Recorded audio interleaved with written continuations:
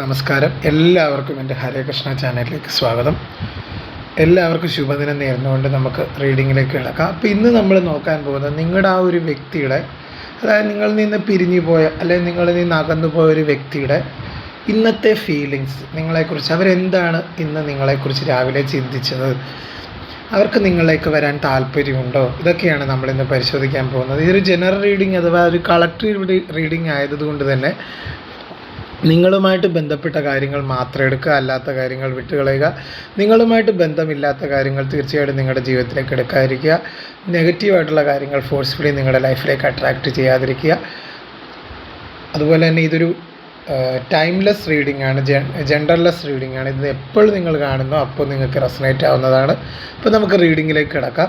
അതായത് നിങ്ങളിൽ നിന്ന് അകന്നു പോയ ആ ഒരു വ്യക്തിയുടെ അവർ ഇന്ന് എന്താണ് നിങ്ങളെക്കുറിച്ച് രാവിലെ ചിന്തിച്ചതെന്ന് നോക്കാം. അവർക്ക് നിങ്ങളിലേക്ക് വരാൻ താല്പര്യമുണ്ടോ എന്ന് നമുക്ക് നോക്കാം.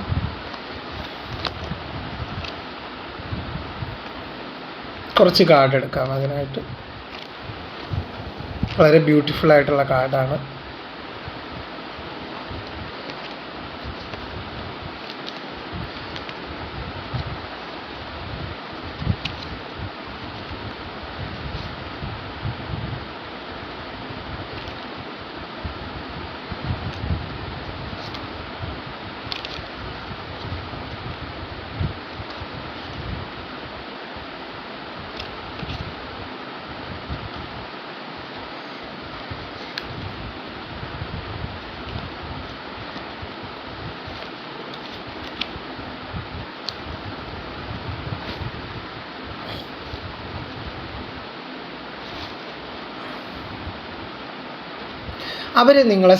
അവരെ ഇപ്പോഴും നിങ്ങളെ ആയിട്ടുള്ള മെമ്മറീസിൽ സ്റ്റക്കായിട്ടാണ് കാണുന്നത്.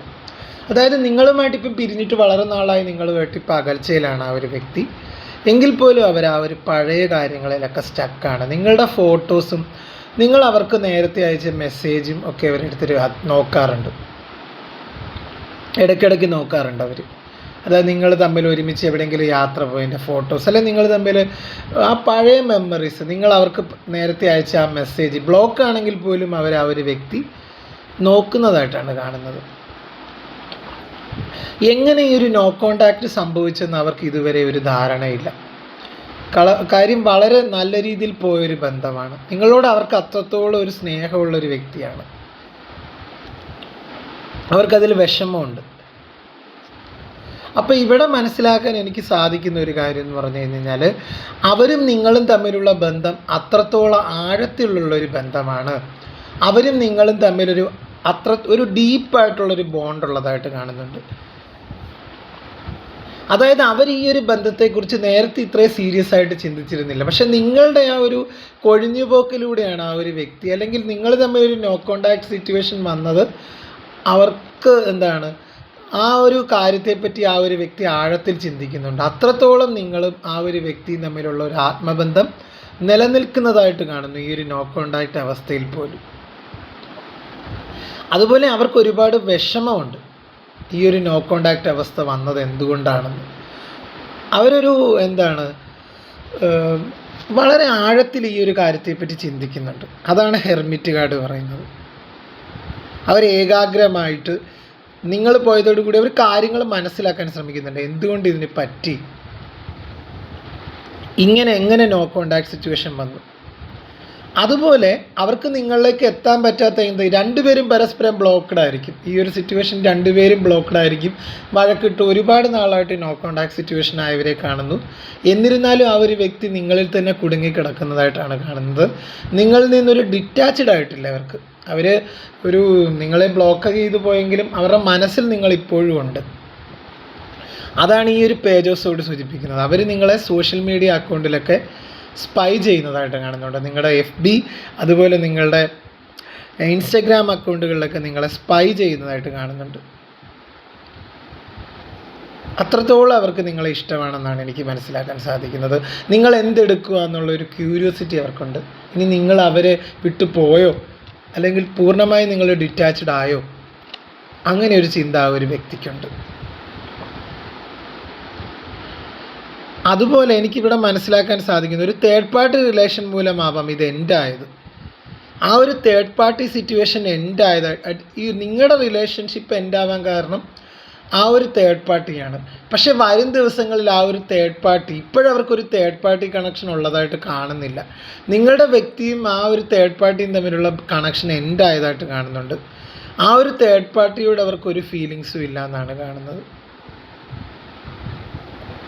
അങ്ങനെയാണ് എനിക്ക് മനസ്സിലാക്കാൻ സാധിക്കുന്നത്. ആ ഒരു തേർഡ് പാർട്ടിയോട് അവർക്കൊരു ഫീലിങ്സും ഇല്ല എന്നാണ്.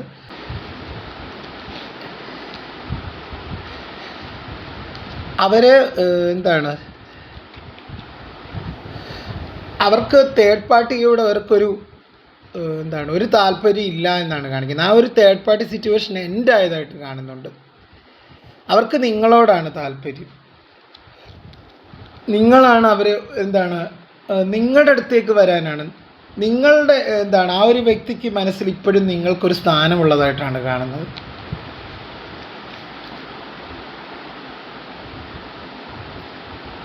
ആ ഒരു വ്യക്തിയിൽ നിന്ന് നിങ്ങൾക്കൊരു അപ്രതീക്ഷിത കോൾ അല്ലെങ്കിൽ മെസ്സേജ് ഒക്കെ വരാനുള്ള സാധ്യത വളരെ കൂടുതലാണ്. അങ്ങനെയാണ് കാർഡ് നമുക്ക് വ്യക്തമാക്കി തരുന്നത്.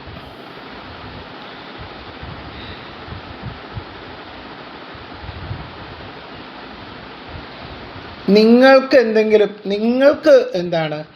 അവർ ഇപ്പം മനസ്സിൽ വിചാരിക്കുന്നതെന്ന് പറഞ്ഞു കഴിഞ്ഞാൽ നിങ്ങൾക്ക് അർഹിച്ച പരിഗണന തരണം, നിങ്ങളിലേക്ക് വരണം എന്നൊക്കെ ആ ഒരു വ്യക്തി ചിന്തിക്കുന്നുണ്ട്. അത്രത്തോളം അവർ നിങ്ങളെ ആഗ്രഹിക്കുന്നുണ്ട് അവരുടെ ലൈഫിൽ. തേർഡ് പാർട്ടി സിറ്റുവേഷനൊക്കെ എൻഡായതായിട്ട് കാണുന്നുണ്ട്.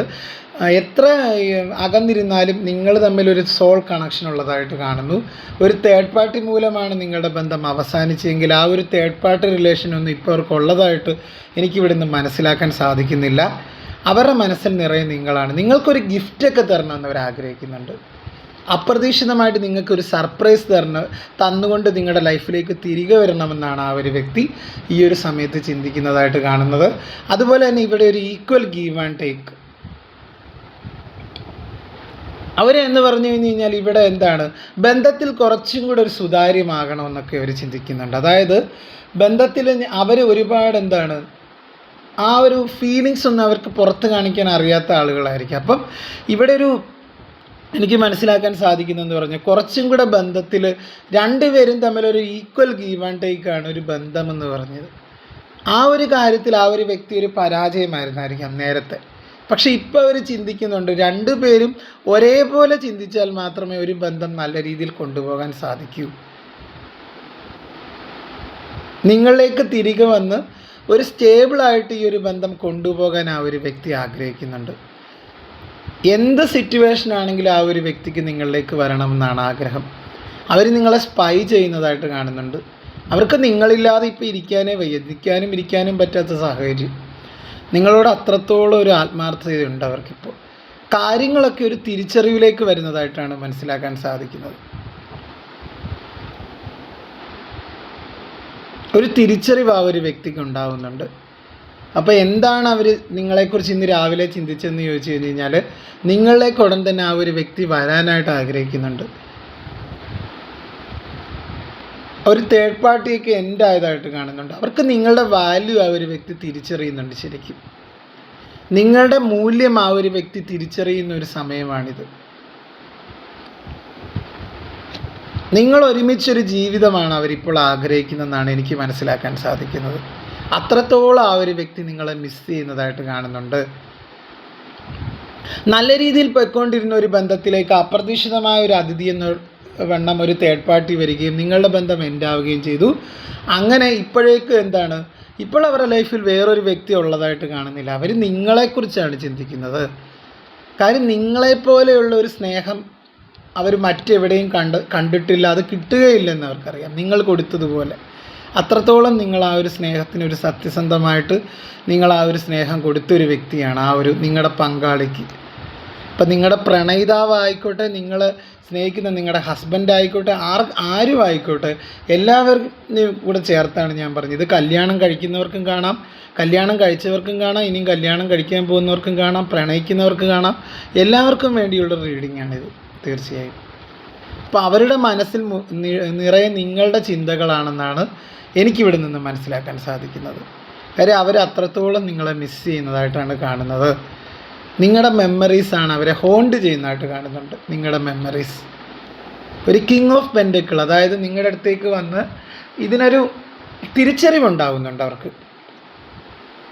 റിയലൈസിങ് ഇൻ്റലിജൻസിൻ്റെ കാർഡാണ്. ഒരു യാഥാർത്ഥ്യം തിരിച്ചറിയുന്നതായിട്ട് കാണുന്നുണ്ട് ആ ഒരു വ്യക്തി. കാര്യം നിങ്ങളാണ് ശരിയെന്ന് ആ ഒരു വ്യക്തി ഈ ഒരു സമയത്ത് തിരിച്ചറിയുന്നുണ്ട്.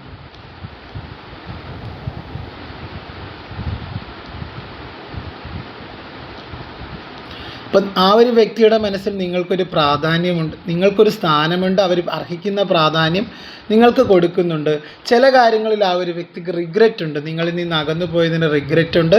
നിങ്ങളിലേക്ക് അവർ ഉടൻ തന്നെ വരുന്നതായിട്ടാണ് എനിക്ക് മനസ്സിലാക്കാൻ സാധിക്കുന്നത്. എപ്പോഴാണ് അവർക്ക് നിങ്ങളുടെ ഒരു കോൾ അല്ലെങ്കിൽ മെസ്സേജ് വരുന്നത് നോക്കാം. നമുക്കൊരു ടൈം ടാരറ്റും കൂടി എടുത്ത് നോക്കാം. നെക്സ്റ്റ് വീക്ക് എന്ന് പറഞ്ഞൊരു കാർഡാണ്. അപ്പോൾ തീർച്ചയായിട്ടും ആഴ്ചകൾക്കുള്ളിൽ നിങ്ങൾക്ക് അവർക്കൊരു മെസ്സേജ് വരുന്നത് നമുക്ക് കാണുന്നുണ്ട്. അടുത്ത ആഴ്ച തന്നെ അവരുടെ ഒരു കോൾ അല്ലെങ്കിൽ മെസ്സേജ് നിങ്ങൾക്ക് കിട്ടുന്നതായിട്ടാണ് എനിക്കിവിടെ മനസ്സിലാക്കാൻ സാധിക്കുന്നത്. പോസിറ്റീവായിട്ടിരിക്കുക. അപ്പം എൻ്റെ ഈ റീഡിങ് ഇഷ്ടമായെങ്കിൽ തീർച്ചയായിട്ടും എൻ്റെ ചാനലൊന്ന് സബ്സ്ക്രൈബ് ചെയ്യുക, ലൈക്ക് ചെയ്യുക, ഷെയർ ചെയ്യുക, കമൻറ്റ് ചെയ്യുക. ഹൈപ്പ് എന്ന് പറഞ്ഞൊരു ഓപ്ഷനും കൂടി ഉണ്ട്. അപ്പോൾ തീർച്ചയായിട്ടും എല്ലാവരെയും ദൈവം രക്ഷിക്കട്ടെ എന്ന് ഞാനും പ്രാർത്ഥിക്കുന്നു. വീണ്ടും നമുക്ക് മറ്റൊരു വീഡിയോയിലൊക്കെ കാണാം. അതുവരേക്കും എല്ലാവരെയും ദൈവം അനുഗ്രഹിക്കട്ടെ. ജീവിതത്തിൽ എല്ലാ വിജയങ്ങളും എല്ലാവർക്കും ഉണ്ടാവട്ടെ എന്ന് ഞാനും പ്രാർത്ഥിക്കുന്നു. അപ്പം എൻ്റെ വീഡിയോസൊക്കെ കാണുക, സപ്പോർട്ട് ചെയ്യുക, തുടർന്ന് സപ്പോർട്ട് ചെയ്യുക കേട്ടോ.